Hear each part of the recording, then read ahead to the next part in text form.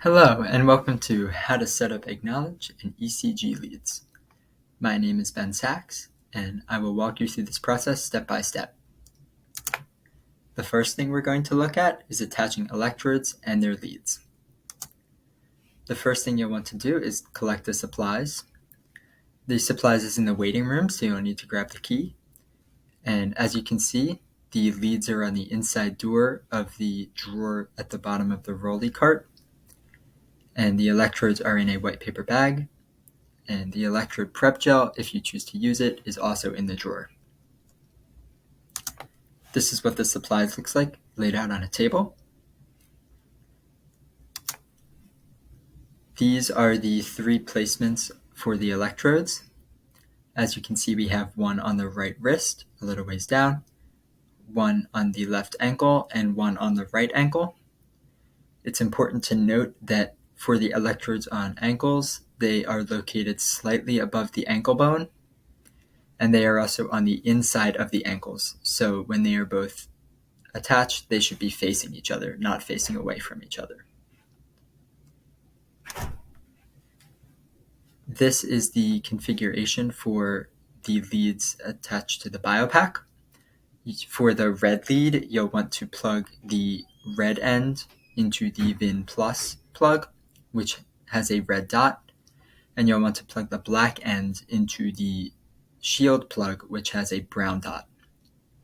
For the black lead, you can plug its singular end into the ground plug, which has a black dot, and for the white lead, you can plug the white end into the VIN minus plug with a white dot, and the black end into the shield plug with a green dot. These are the three placements for the leads on the electrodes. We attach the white lead to the right wrist, the red lead to the left ankle, and the black lead to the right ankle.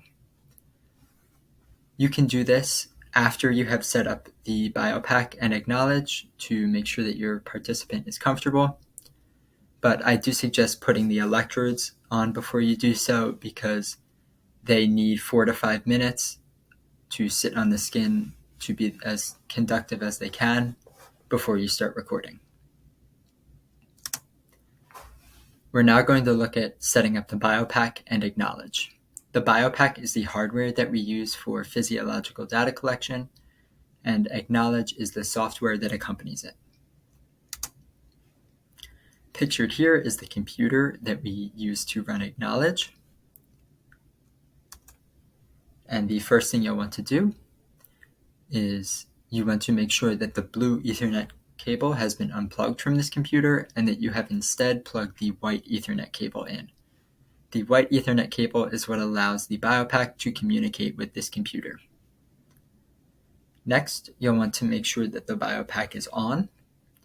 You can turn the BIOPAC on by hitting the button located on the back, and you'll want to make sure that the green on light turns on once you have hit the button.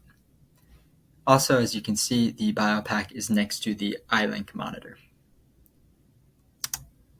Next, you'll want to log into the computer that runs AcqKnowledge, and you will select AcqKnowledge from the desktop. The icon for AcqKnowledge looks like what is shown here. It is the hand writing on the paper. And once you select it, this screen will pop up. You want to select Create/Record a New Experiment, and if you have not made a graph template, you'll select Create Empty Graph, which is in red. But if you do have a graph template that you are using, then you'll select Use Recent Graph Template and select the graph template. If this is your first time and you have not made a graph template, you'll be prompted to select a channel. Since we are using an ECG 100C and ECG 100C MRI module, you will want to select that from the scroll menu. After you select that, you'll be prompted to choose the position of the channel switch. This will most likely be 1, but to make sure, you'll want to check this on the BIOPAC hardware. You'll be able to find it on the top of the BIOPAC with the ECG 100 module. It is red, just like what is shown here.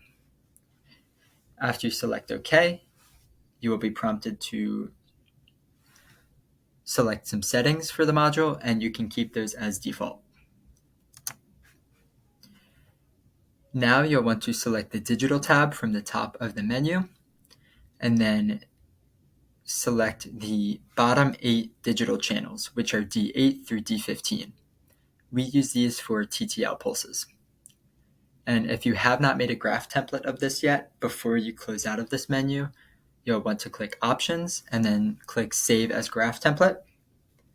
You can save it as ECG with TTL or anything similar to that if you'd like.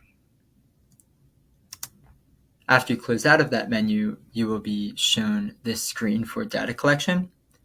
It will look a little bit different from this, and there will not be an ECG 100C channel selected, but if you click Start, you will see that it pops up immediately. That's not necessary, however, right away. What you should do next is right-click anywhere in that space and select Channels, and then you'll want to select the digital input channels. This will make them pop up on the display, and you will most likely have to do this one by one. You then can click Start, and something similar to this should show. As you can see, we have 8 digital channels here and 1 ECG channel. You can now attach the leads to the participant if you haven't done so already and see the ECG reading. If everything looks good, then you're ready to go. Thank you for joining me.